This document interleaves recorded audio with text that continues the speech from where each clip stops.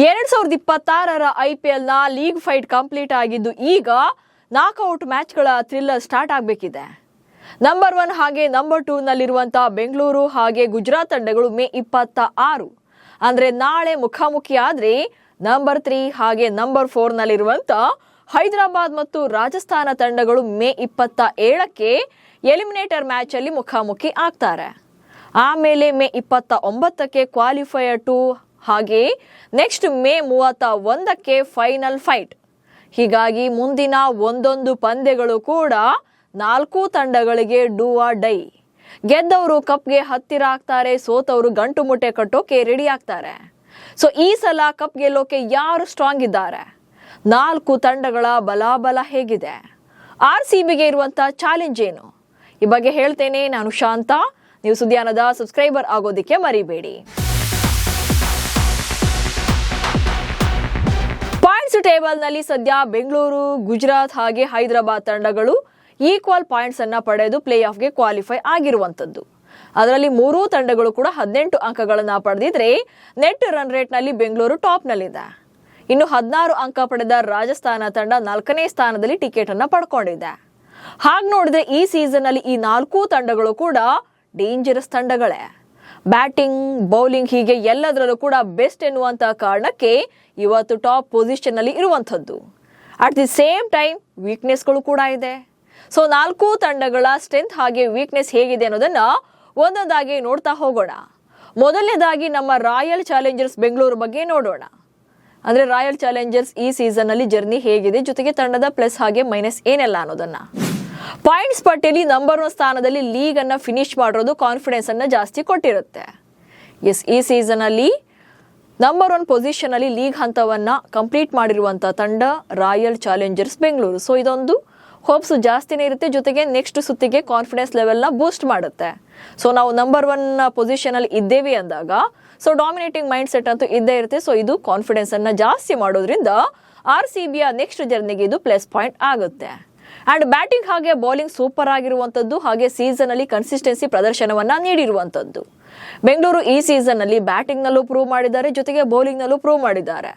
250 ರನ್ಗಳನ್ನು ಹೊಡೆದಿದ್ದಾರೆ, ಜೊತೆಗೆ ಎದುರಾಳಿ ತಂಡವನ್ನ 75 ರನ್ಗಳಿಗೆ ಆಲ್ ಔಟ್ ಕೂಡ ಮಾಡಿರುವಂತದ್ದು. ಸೊ ಇಲ್ಲಿ ಗೊತ್ತಾಗುತ್ತೆ ಬ್ಯಾಟಿಂಗ್ ಹಾಗೆ ಬೌಲಿಂಗ್ ಸೂಪರ್ ಸ್ಟ್ರಾಂಗ್ ಆಗಿದೆ ಅನ್ನೋದು, ಜೊತೆಗೆ ಕನ್ಸಿಸ್ಟೆನ್ಸಿ ಪ್ರದರ್ಶನ ನೀಡಿರುವಂತದ್ದು.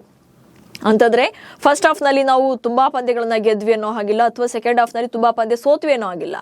ಒಂದ್ ರೀತಿಯಾಗಿ ಕನ್ಸಿಸ್ಟೆನ್ಸಿ ಆಗಿ ಅಂದ್ರೆ ನಿಖರವಾಗಿ ಸೋಲು ಗೆಲುವು ಎಲ್ಲವನ್ನು ಕೂಡ ನಿಭಾಯಿಸಿಕೊಂಡೇ ಬಂದಿರುವಂತದ್ದು. ಬ್ಯಾಕ್ ಟು ಬ್ಯಾಕ್ 2 ಪಂದ್ಯವನ್ನ ಸೋತಿದ್ರು ಕೂಡ ಆನಂತರದಲ್ಲಿ ಬೌನ್ಸ್ ಬ್ಯಾಕ್ ಮಾಡ್ತಾರೆ, ನಾವು ಕಂಟಿನ್ಯೂಸ್ ಆಗಿ ಸೋಲೋದಿಲ್ಲ ಅನ್ನೋದನ್ನ ತೋರಿಸ್ಕೊಡ್ತಾರೆ.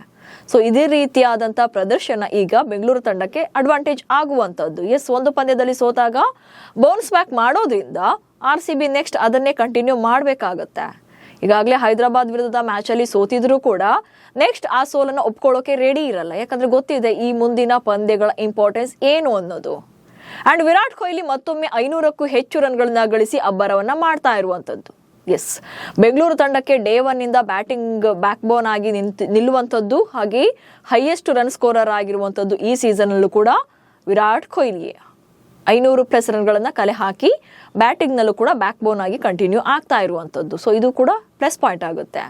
ಇನ್ನು ಪಡಿಕಲ್, ರಜತ್ ಪಾಟಿದಾರ್ ಹಾಗೆ ಟಿಮ್ ಡೇವಿಡ್ ಜೊತೆಗೆ ಕೃಣಾಲ್ ಪಾಂಡ್ಯ ಅವರ ಫಿನಿಶಿಂಗ್ ರೋಲ್ ತುಂಬಾನೇ ಅದ್ಭುತವಾಗಿರುವಂತದ್ದು. ಟಾಪ್ ಆರ್ಡರ್ ಅಂತ ಬಂದಾಗ ದೇವದತ್ ಪಡಿಕಲ್ ಹಾಗೆ ರಜತ್ ಪಾಟಿದಾರ್ ಇವರಿಬ್ರು ಕೂಡ ಮೊದಲ ವಿಕೆಟ್ ಬಿದ್ಮೇಲೆ ಅಥವಾ 2ನೇ ವಿಕೆಟ್ ಬಿದ್ಮೇಲೆ ಒಂದು ರೀತಿಯಾಗಿ ಸಪೋರ್ಟಿಂಗ್ ಕ್ಯಾರೆಕ್ಟರ್ ನ ತೋರಿಸ್ತಾ ಇರುವಂತದ್ದು. ಇಬ್ಬರ ಸ್ಟ್ರೈಕ್ ರೇಟ್ ಕೂಡ ಅದ್ಭುತವಾಗಿರೋದ್ರಿಂದ ಸೊ ಜೊತೆಗೆ ಈ ಸೀಸನ್ ಅಲ್ಲಿ ಇವರು ಎಕ್ಸ್ಟ್ರಾರ್ಡಿನರಿ ಪ್ರದರ್ಶನ ನೀಡ್ತಾ ಇರೋದು. ಅದರಲ್ಲೂ ಕೂಡ ದೇವದತ್ ಪಡಿಕಲ್ ಈ ಸಲ RCB ಪಾಲಿಗೆ ಗೋಲ್ಡನ್ ಬಾಯ್ ಆಗಿರುವಂತದ್ದು ಇಲ್ಲಿ ಗೊತ್ತಾಗ್ತಾ ಇರುವಂತದ್ದು. ಜೊತೆಗೆ ಟಿಮ್ ಡೇವಿಡ್ ಕೂಡ ಸಾಕಷ್ಟು ಪಂದ್ಯಗಳಲ್ಲಿ ಗೇಮ್ ವಿನ್ನಿಂಗ್ ಪರ್ಫಾರ್ಮೆನ್ಸ್ ಅನ್ನ ಕೊಟ್ಟಿದ್ದಾರೆ. ಇನ್ನು ಕೃಣಾಲ್ ಪಾಂಡ್ಯ ಬೌಲಿಂಗ್ ಗಿಂತ ಜಾಸ್ತಿ ಬ್ಯಾಟಿಂಗ್ ನಲ್ಲಿ ಇಂಪ್ಯಾಕ್ಟ್ ಅನ್ನ ಮಾಡ್ತಾ ಇದ್ದಾರೆ, ಜೊತೆಗೆ ಮ್ಯಾಚ್ ವಿನ್ನಿಂಗ್ ಪ್ರದರ್ಶನ ಕೂಡ ಅವ್ರ ಕಡೆಯಿಂದ ಬರ್ತಾ ಇದೆ. ಸೊ ಬ್ಯಾಟಿಂಗ್ ನಲ್ಲಿ ಕೃಣಾಲ್ ಮೇಲೆ ಹೋಪ್ಸ್ ಇಡೋ ರೀತಿಯಲ್ಲಿ ಅವರು ಪರ್ಫಾರ್ಮ್ ಮಾಡ್ತಾ ಇರೋದು ನಿಜಕ್ಕೂ ಕೂಡ RCBಗೆ ಒಂದು ರೀತಿಯಾದಂತ ಅಡ್ವಾಂಟೇಜ್ ಇತ್ತು.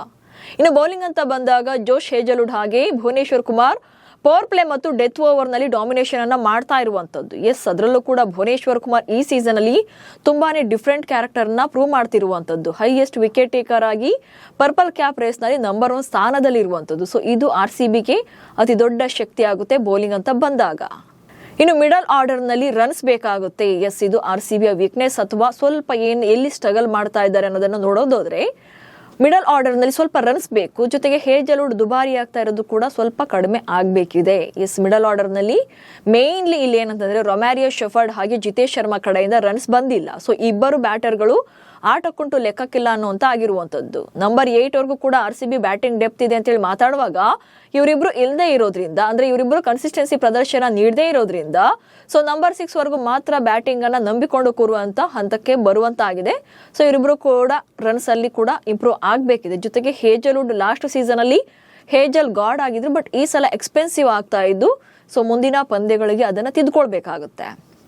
ಇನ್ನು ಫೀಲ್ಡಿಂಗ್ ಅಂತೂ ತೀರಾ ಕಳಪೆಯಾಗಿದ್ದು ಕ್ಯಾಚ್ ಡ್ರಾಪ್ ಜೊತೆಗೆ ರನ್ ಗಳನ್ನ ದಾನ ಮಾಡ್ತಾ ಇರುವಂತದ್ದು RCBಯ ಮೇನ್ ಚಾಲೆಂಜಿಂಗ್ ಇರುವಂತ ಫ್ಯಾಕ್ಟರ್.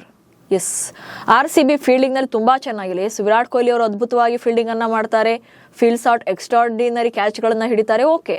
ಬಟ್ ಸಮ್ ಟೈಮ್ಸ್ ಬೇರೆ ತಂಡಗಳಿಗೆ ಕಂಪೇರ್ ಮಾಡಿದ್ರೆ ಸೊ ಬೌಂಡ್ರಿ ಲೈನ್ ಕಡೆ ಹೋಗುವಂತ ಬಾಲ್ಗಳನ್ನ ಕಂಟ್ರೋಲ್ ಮಾಡೋದಿರ್ಬೋದು ಅಥವಾ ಕ್ಯಾಚ್ಗಳನ್ನ ಫಿನಿಶ್ ಮಾಡೋಂಥದ್ದು ಸೊ ಆಫ್ ಚಾನ್ಸಸ್ ಎಲ್ಲ ಸಿಕ್ಕಾಗ ಆಲ್ಮೋಸ್ಟ್ ಕ್ಯಾರಿ ಮಾಡಿಲ್ಲ. ಸೊ ಅದನ್ನು ಕೂಡ ತಿದ್ಕೊಳ್ಬೇಕಾಗುತ್ತೆ.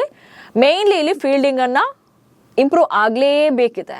ಸೊ ಇಲ್ಲಿ ಒಂದು ಕ್ಯಾಚ್ ಅನ್ನ ಬಿಟ್ರೆ ಎಷ್ಟೋ ಸಲ ಅದು ಪಂದ್ಯವನ್ನೇ ಬಿಟ್ಟಂತೆ ಲೆಕ್ಕ ಆಗುವಂತ ಚಾನ್ಸಸ್ ಕೂಡ ಇರುತ್ತೆ. ಸೊ ಫೀಲ್ಡಿಂಗ್ ನಲ್ಲಿ ಸ್ವಲ್ಪ ಎಫರ್ಟ್ ಬೇಕಾಗುತ್ತೆ. ಸೊ ಇದು ಬೆಂಗಳೂರು ತಂಡದ ಪ್ಲಸ್ ಹಾಗೆ ಮೈನಸ್ ಪಾಯಿಂಟ್ಸ್. ಅಂದ್ರೆ ಸೊ ಈ ಸೀಸನ್ ಅಲ್ಲಿ ಡಿಫೆಂಡಿಂಗ್ ಚಾಂಪಿಯನ್ಸ್ ತರನೇ ಪರ್ಫಾರ್ಮ್ ಮಾಡ್ತಿದ್ದಾರೆ. ಸೊ ಕಪ್ ಗೆಲ್ಲುವಂತ ಫೇವರೇಟ್ ಟೀಮ್ ಆಗಿ ಕೂಡ ಕಾಣ್ತಾ ಇರುವಂತದ್ದು. ಇನ್ನು 2ನೇ ಸ್ಥಾನದಲ್ಲಿರುವಂತಹ ಗುಜರಾತ್ ತಂಡದ ಸ್ಟ್ರೆಂತ್ ಹಾಗೆ ವೀಕ್ನೆಸ್ ಏನು ಅನ್ನೋದನ್ನು ಕೂಡ ನೋಡ್ತಾ ಹೋಗೋಣ. ಗುಜರಾತ್ ತಂಡದಲ್ಲಿ ಬ್ಯಾಟಿಂಗ್ ಹಾಗೆ ಬೌಲಿಂಗ್ ಕಾಂಬಿನೇಷನ್ ಸೂಪರ್ ಆಗಿದೆ. ಎಸ್, ಇಲ್ಲಿ ಬ್ಯಾಟಿಂಗ್ ಹಾಗೆ ಬೌಲಿಂಗ್ ಎರಡೂ ಕೂಡ ಗುಜರಾತ್ ತಂಡಕ್ಕೆ ಪ್ಲಸ್ ಆಗಿರುವಂತದ್ದು. ಆರೆಂಜ್ ಕ್ಯಾಪ್ ರೇಸ್ ಇರ್ಬೋದು ಅಥವಾ ಪರ್ಪಲ್ ಕ್ಯಾಪ್ ರೇಸ್ ಇರ್ಬೋದು. ಸೊ ಎರಡೂ ವಿಭಾಗಗಳಲ್ಲೂ ಕೂಡ ಗುಜರಾತ್ ತಂಡದ ಆಟಗಾರರು ಡಾಮಿನೇಷನ್ ಅನ್ನ ಮಾಡ್ತಾ ಇರುವಂತದ್ದು. ಅದರಲ್ಲೂ ಕೂಡ ಸಾಯಿ ಸುದರ್ಶನ್ ಮತ್ತು ಶುಭ್ಮನ್ ಗಿಲ್ ಅವರ ಅದ್ಭುತ ಬ್ಯಾಟಿಂಗ್ ಪ್ರದರ್ಶನ, ಈ ಜೋಡಿ ಕನ್ಸಿಸ್ಟೆನ್ಸಿ ಪರ್ಫಾರ್ಮೆನ್ಸ್ ಅನ್ನ ಕೊಡ್ತಾ ಇರೋದು. ಜೊತೆಗೆ ಓಪನರ್ ಪೇರ್ಗಳಾಗಿ ಅತ್ಯದ್ಭುತವಾದಂತ ಒಂದು ಬೇಸ್ಮೆಂಟ್ ಅನ್ನ ಸೆಟ್ ಮಾಡ್ತಾ ಇರುವಂತದ್ದು ಈ ಜೋಡಿ ಗುಜರಾತ್ ಪರ. ಅದೆಲ್ಲಕ್ಕಿಂತ ಇಂಪಾರ್ಟೆಂಟ್ ಏನಂದ್ರೆ ಈ ಸೀಸನ್ ಅಲ್ಲಿ ಇವರಿಬ್ರು ಕೂಡ 600+ ಇಂಡಿವಿಜುವಲ್ ಸ್ಕೋರ್ನ ಕಲೆ ಹಾಕಿರುವಂತದ್ದು. ಜೊತೆಗೆ 1200ಕ್ಕೂ ಹೆಚ್ಚು ರನ್ಗಳು ಬಂದಿದೆ ಈ ಇಬ್ಬರು ಆಟಗಾರರಿಂದ ಗುಜರಾತ್ ಪರ. ಓಪನರ್ಗಳಾಗಿ ಕಣಕ್ಕಿಳಿಯುವಂತ ಈ ಇಬ್ಬರಲ್ಲಿ ಸೊ ಯಾರು ಒಬ್ಬರೇ ಕೂಡ ಕ್ರೀಸ್ ಕಚ್ಚಿ ನಿಂತರು ಅಂತಂದ್ರೆ ಅಲ್ಲಿ ಬಿಗ್ ಸ್ಕೋರ್ ಅನ್ನ ಸೆಟ್ ಮಾಡುವಂತ ಕೆಪಬಲ್ ಇರುವಂತ ಪ್ಲೇಯರ್ಗಳು ಇವರು. ಸೊ ಇವರಿಬ್ಬರ ವಿಕೆಟ್ ಅನ್ನ ತೆಗೆಯೋದೇ ಎದುರಾಳಿ ತಂಡಗಳಿಗೆ ಇರುವಂತ ಮೇನ್ ಟಾರ್ಗೆಟ್ ಆಗುತ್ತೆ. ಇನ್ನು ಅನಂತರದಲ್ಲಿ ಜೋಸ್ ಬಟ್ಲರ್ ಹಾಗೆ ವಾಷಿಂಗ್ಟನ್ ಸುಂದರ್ ಕ್ರೂಷಿಯಲ್ ರನ್ಗಳನ್ನ ಕೂಡಿ ಹಾಕ್ತಾ ಇರುವಂತದ್ದು. ಎಸ್, ಒಂದ್ ವೇಳೆ ಈ ಜೋಡಿ ಬೇಗನೆ ಔಟ್ ಆದ್ರೆ ನೆಕ್ಸ್ಟ್ ಬರುವಂತ ವಾಷಿಂಗ್ಟನ್ ಸುಂದರ್ ಹಾಗೆ ಜೋಸ್ ಬಟ್ಲರ್ ಸ್ವಲ್ಪ ರನ್ಸ್ ಅನ್ನ ಕಲೆ ಹಾಕ್ತಿರೋದು ಕೂಡ ಅಡ್ವಾಂಟೇಜ್ ಆಗ್ತಿದೆ. ಅಂಡ್ ಇಲ್ಲಿ ಗುಜರಾತ್ ತಂಡಕ್ಕೆ ಬ್ಯಾಟಿಂಗ್ ಗಿಂತ ಜಾಸ್ತಿ ಬೌಲಿಂಗ್ ತುಂಬಾನೇ ಡಾಮಿನೆನ್ಸ್ ಅನ್ನ ಮಾಡ್ತಾ ಇರುವಂತದ್ದು. ಬೌಲಿಂಗ್ ನಲ್ಲಿ ರಬಾಡಾ, ಮೊಹಮ್ಮದ್ ಸಿರಾಜ್, ಹೋಲ್ಡರ್ ಹಾಗೆ ರಶೀದ್ ಖಾನ್ ರಣಾರ್ಭಟವನ್ನ ಮಾಡ್ತಾ ಇರುವಂತದ್ದು. ಇವು 4 ಕೂಡ ಸೊ ಬೌಲಿಂಗ್ ನಲ್ಲಿ ಎದುರಾಳಿ ತಂಡವನ್ನ ಧೂಳಿಪಟ ಮಾಡುವಂತ ಸ್ಟ್ರೆಂತ್ ಇರುವಂತ ಆಟಗಾರರ. ಜೊತೆಗೆ ಈ ಸೀಸನ್ ಅಲ್ಲಿ 5 ಸಲ ಎದುರಾಳಿ ತಂಡವನ್ನ ಆಲ್ ಔಟ್ ಮಾಡಿದೆ ಈ ತಂಡ. ಸೊ ಅಲ್ಲಿಗೆ ಈ ಬೌಲಿಂಗ್ ಸ್ಕ್ವಾಡ್ ಎಷ್ಟು ಸ್ಟ್ರಾಂಗ್ ಆಗಿದೆ ಅನ್ನೋದು ಇಲ್ಲೇ ಗೊತ್ತಾಗುತ್ತೆ. ಇನ್ನು GT ತಂಡದ ಫೀಲ್ಡಿಂಗ್ ಕೂಡ ಉತ್ತಮವಾಗಿದೆ. ಜೊತೆಗೆ ಆಟಗಾರರ ಡೆಡಿಕೇಶನ್ ಕೂಡ ಅಷ್ಟೇ ಚೆನ್ನಾಗಿದೆ. ಎಸ್, ಗುಜರಾತ್ ತಂಡದ ಪ್ಲಸ್ ಪಾಯಿಂಟ್ ಏನು ಅಂತಂದ್ರೆ ಇಲ್ಲಿ ಸೊ ಫೀಲ್ಡಿಂಗ್ ಕೂಡ ಅದ್ಭುತವಾಗಿರುವಂತದ್ದು. ಅದರಲ್ಲೂ ಕೂಡ ಜೇಸನ್ ಹೋಲ್ಡರ್ ತಂಡಕ್ಕೆ ಬಂದ್ಮೇಲಂತೂ ಈ ಟೀಮ್ ತುಂಬಾನೇ ಡಿಫ್ರೆಂಟ್ ಆಗಿ ಪರ್ಫಾರ್ಮ್ ಮಾಡ್ತಾ ಇರುವಂತದ್ದು. ಇನ್ನು ಗುಜರಾತ್ ತಂಡದ ಮೈನಸ್ ಅಂದ್ರೆ ಮಿಡಲ್ ಆರ್ಡರ್ ಬ್ಯಾಟಿಂಗ್ ಅಷ್ಟಕ್ಕಷ್ಟೇ ಇರುವಂತದ್ದು. ಎಸ್, ಇಲ್ಲಿ ಗುಜರಾತ್ ತಂಡದ ಬ್ಯಾಟಿಂಗ್ ಸ್ಟ್ರೆಂತ್ ಅಂದ್ರೆ ಸಾಯಿ ಸುದರ್ಶನ್ ಹಾಗೆ ಗಿಲ್ ಇವರಿಬ್ರು ಕೈ ಕೊಟ್ರು ಅಂದ್ರೆ ಆ ನಂತರದ ಬ್ಯಾಟಿಂಗ್ ಆರ್ಡರ್ ಸ್ವಲ್ಪ ಲೋ ಇದೆ. ಜೊತೆಗೆ ಮಿಡಲ್ ಆರ್ಡರ್ ನಲ್ಲಿ ಅಷ್ಟೇನು ರನ್ಸ್ ಬಂದಿಲ್ಲ. ಸೊ ಇದು ಇವರ ವೀಕ್ನೆಸ್ ಆಗಬಹುದು. ಸದ್ಯಕ್ಕೆ ಗುಜರಾತ್ ತಂಡ one of the strongest team ಆಗಿ ಅನಿಸ್ಕೊಳ್ತಾ ಇದ್ರು ಕೂಡ ಕ್ರೂಷಿಯಲ್ ಟೈಮ್ ಅಲ್ಲಿ ಫೈಟ್ ಕೊಡೋದು ಸ್ವಲ್ಪ ಕಷ್ಟ ಆಗಬಹುದು. ಇನ್ನು ಮಿಡಲ್ ಆರ್ಡರ್ ನಲ್ಲಿ ರನ್ಸ್ ಬರ್ತಾ ಇಲ್ಲ, ಇದೇ ಕಾರಣಕ್ಕೆ. ಇನ್ನು ಸನ್ ರೈಸರ್ಸ್ ಹೈದರಾಬಾದ್ ತಂಡದ ಪ್ಲಸ್ ಹಾಗೆ ಮೈನಸ್ ಏನು ಅನ್ನೋದನ್ನು ಕೂಡ ನೋಡ್ತಾ ಹೋಗೋಣ. ಹೈದರಾಬಾದ್ ತಂಡದ ಅತಿ ದೊಡ್ಡ ಶಕ್ತಿಯೇ ಬ್ಯಾಟಿಂಗ್ ಲೈನ್ಅಪ್. ಎಸ್, IPL ನಲ್ಲಿ 10 ಫ್ರಾಂಚೈಸಿಗಳ ಪೈಕಿ ಸ್ಫೋಟಕ ಬ್ಯಾಟಿಂಗ್ ಲೈನ್ಅಪ್ ಅನ್ನ ಹೊಂದಿರುವಂತಹ ತಂಡ ಆದ್ರೆ ಅದು ಸನ್ ರೈಸರ್ಸ್ ಹೈದರಾಬಾದ್ ತಂಡ. ಇದನ್ನು ಆನ್ ಫೀಲ್ಡ್ ನಲ್ಲಿ ಹಾಗೆ ಮ್ಯಾಚ್ಗಳ ಟೈಮಲ್ಲಿ ಸಾಕಷ್ಟು ಸಲ ಪ್ರೂವ್ ಕೂಡ ಮಾಡಿದ್ದಾರೆ. ಸೊ ಅದರಲ್ಲೂ ಕೂಡ ಅಭಿಷೇಕ್ ಇರ್ಬೋದು ಅಥವಾ ಟ್ರಾವಿಸ್ ಹೆಡ್ ಇರ್ಬೋದು, ಜೊತೆಗೆ ಇಶಾನ್ ಕಿಶನ್ ಇರ್ಬೋದು, ಹಾಗೆ ಕ್ಲಾಸೆನ್, ಈ 4 ಬ್ಯಾಟರ್ಗಳು ಕೂಡ ಎದುರಾಳಿ ತಂಡಕ್ಕೆ ಅತಿ ದೊಡ್ಡ ಥ್ರೆಟ್ ಆಗ್ತಾರೆ. ಬ್ಯಾಟಿಂಗ್ ನಲ್ಲಿ ಇವರು ಆಲ್ಮೋಸ್ಟ್ 4ಗಿಂತ ಜಾಸ್ತಿ 6ಗಳಲ್ಲೇ ಡೀಲ್ ಮಾಡೋದ್ರಿಂದ ಸೊ ಒಂದು ರೀತಿಯಾಗಿ ಬೌಲಿಂಗ್ ಪಡೆಗೆ ಒಂದು ರೀತಿಯಾದಂಥ ಪ್ರೆಷರ್ ಅನ್ನ ಬಿಲ್ಡ್ ಮಾಡುವಂತ ಚಾನ್ಸಸ್ ಇರುವಂತ ಪ್ಲೇಯರ್ಗಳು ಇವರು. ಅದೆಲ್ಲಕ್ಕಿಂತ ಇಂಪಾರ್ಟೆಂಟ್ ಅಂದ್ರೆ 500+ ರನ್ಗಳನ್ನ ಕಲೆ ಹಾಕಿರುವಂತದ್ದು. ಎಸ್, ಈ 4 ಬ್ಯಾಟರ್ಗಳ ಪೈಕಿ ಅಭಿಷೇಕ್ ಹಾಗೆ ಇಶಾನ್ ಕಿಶನ್ ಜೊತೆಗೆ ಕ್ಲಾಸೆನ್ ಈ 3 ಈ ಸೀಸನ್ ಅಲ್ಲಿ 500+ ರನ್ಗಳನ್ನ ಕಲೆ ಹಾಕಿದ್ದಾರೆ.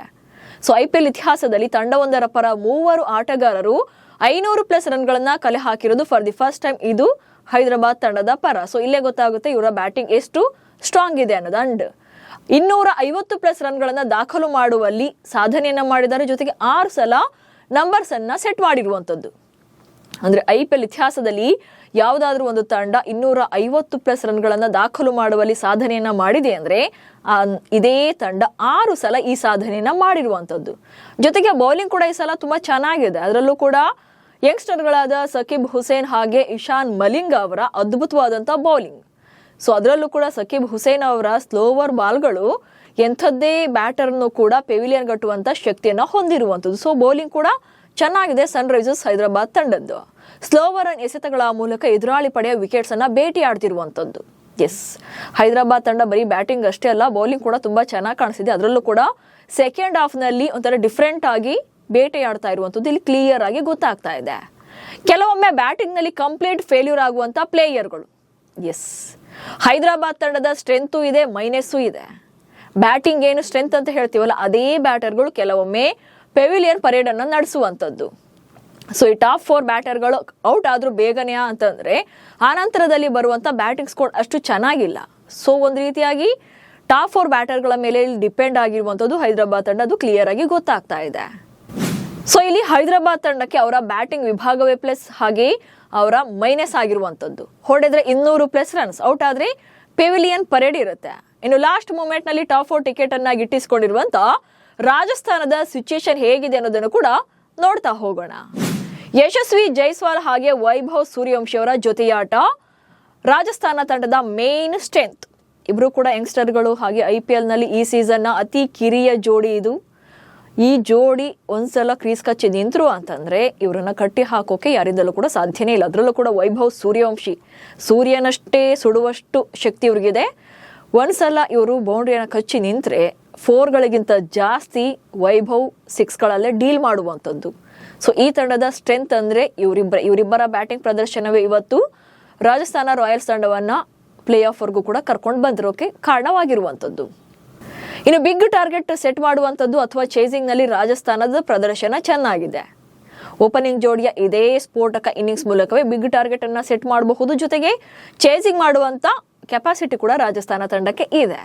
ಇನ್ನು ಬೌಲಿಂಗ್ ನಲ್ಲಿ ಫಸ್ಟ್ ಬಾಲ್ ನಿಂದಲೇ ಅಟ್ಯಾಕಿಂಗ್ ನಲ್ಲಿರುವಂತ Jofra Archer.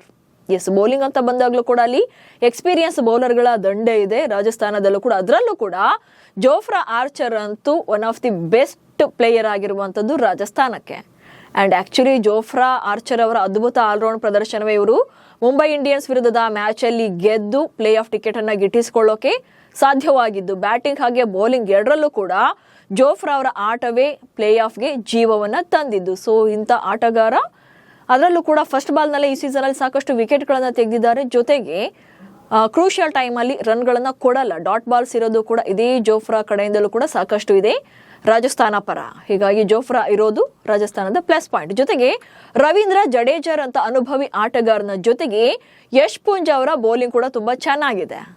S, Ravindra Jadeja one of the best ಹಾಗೆ ಎಕ್ಸ್ಪೀರಿಯನ್ಸ್ಡ್ ಪ್ಲೇಯರ್. ಬ್ಯಾಟಿಂಗ್ ಹಾಗೆ ಬೌಲಿಂಗ್ ಅಂತ ಬಂದಾಗ ಜಡೇಜಾ ದಿ ಬೆಸ್ಟ್ ಆಗ್ತಾರೆ. ಜೊತೆಗೆ ಈ ಸೀಸನ್ ಅಲ್ಲಿ ಯಶ್ ಪುಂಜ ಕನ್ನಡಿಗ ಆಗಿರುವಂತ ಯಶ್ ಪುಂಜ ಕೂಡ ಕ್ರೂಷಿಯಲ್ ವಿಕೆಟ್ ಅನ್ನ ತಗೊಂಡು ಸೌಂಡ್ ಮಾಡ್ತಾ ಇದ್ದಾರೆ ಈ ಸೀಸನ್ ಅಲ್ಲಿ.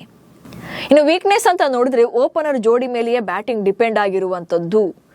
ಎಸ್, ಇಲ್ಲಿ ಕಂಪ್ಲೀಟ್ ಆಗಿ ಡಿಪೆಂಡ್ ಆಗಿರುವಂತದ್ದು ಓಪನರ್ ಜೋಡಿ ಮೇಲೆ, ಯಶಸ್ವಿ ಜೈಸ್ವಾಲ್ ಹಾಗೆ ವೈಭವ್ ಸೂರ್ಯವಂಶಿ ಮೇಲೆ. ಈ ಸೀಸನ್ ಅಲ್ಲಿ ಯಾಕೋ ರಿಯಾನ್ ಪರಾಗ್ ಅಷ್ಟು ಸೌಂಡ್ ಮಾಡ್ತಾ ಇಲ್ಲ. ಸೊ ಕ್ಯಾಪ್ಟನ್ ಆಗಿ ಓಕೆ, ಬಟ್ ಬ್ಯಾಟಿಂಗ್ ಅಂತ ಬಂದಾಗ ಸ್ವಲ್ಪ ಇನ್ನೂ ರನ್ಸ್ ಬೇಕಿತ್ತು ಪರಾಗ್ ಕಡೆಯಿಂದ. ಸ್ವಲ್ಪ ಸಪ್ಪೆ ಅನಿಸ್ತಾ ಇದ್ದಾರೆ. ಇನ್ನು ಕನ್ಸಿಸ್ಟೆನ್ಸಿ ಪ್ರದರ್ಶನದ ಕೊರತೆಯಿಂದ ಏಳು ಬೀಳಿನ ಜರ್ನಿಯನ್ನ ಕಂಡಿರುವಂತದ್ದು. ಆರಂಭದಲ್ಲಿ ರಾಜಸ್ಥಾನಕ್ಕೆ ಒಳ್ಳೆ ಆರಂಭ ಸಿಕ್ಕರೂ ಕೂಡ ಅನಂತರದಲ್ಲಿ ಅದನ್ನ ಕನ್ವರ್ಟ್ ಮಾಡೋಕೆ ಸಾಧ್ಯವಾಗಿಲ್ಲ. ಜೊತೆಗೆ ಕನ್ಸಿಸ್ಟೆನ್ಸಿ ಇರ್ಲಿಲ್ಲ. ಸೊ ಇದು ನೆಕ್ಸ್ಟ್ ಜರ್ನಿಗೆ ಸ್ವಲ್ಪ ಕಷ್ಟ ಆಗಬಹುದು. ಹೀಗೆ ಟಾಪ್ 4 ನಲ್ಲಿರುವಂತಹ 4 ತಂಡಗಳು ಕೂಡ ಕಪ್ ಗೆಲ್ಲೋಕೆ ಡಿಸರ್ವಿಂಗ್ ಇರುವಂತವ್ರೆ. ಆದ್ರೆ 4 ತಂಡಗಳಲ್ಲೂ ಕೂಡ ಒಂದಷ್ಟು ಮೈನಸ್ ಪಾಯಿಂಟ್ಸ್ ಅಂತ ಇದ್ದೇ ಇದೆ. ಲೀಗ್ ಹಂತ ಗೆದ್ದು ಬಂದಿರುವಂತ ಇವರಿಗೆಲ್ಲ ಈಗ ಪ್ಲೇ ಆಫ್ಸ್ ಗೆಲ್ಲೋದು ತುಂಬಾನೇ ಮುಖ್ಯವಾಗುತ್ತೆ. ಸ್ಟ್ರಾಂಗೆಸ್ಟ್ ಟೀಮ್ಗಳ ಈ ಬ್ಯಾಟಲ್ ನಲ್ಲಿ ಗೆದ್ದವರೇ ಬಾಸ್ ಆಗ್ತಾರೆ. ಸೊ ನಿಮ್ಮ ಪ್ರಕಾರ ಈ 4 ತಂಡಗಳಲ್ಲಿ ಯಾರು ಫೈನಲ್ಗೆ ಬರ್ತಾರೆ, ಯಾರಿಗೆ ಚಾಂಪಿಯನ್ ಪಟ್ಟಕ್ಕೆ ಇರುವಂತ ಅವಕಾಶ ಜಾಸ್ತಿ ಇದೆ ಅನ್ನೋದನ್ನ ಕಮೆಂಟ್ಸ್ ಮೂಲಕ ತಿಳಿಸಿ. ಹಾಗೆ ಸುದ್ದಿಯನ್ನ ಫಾಲೋ ಮಾಡಿ. ನಮಸ್ಕಾರ.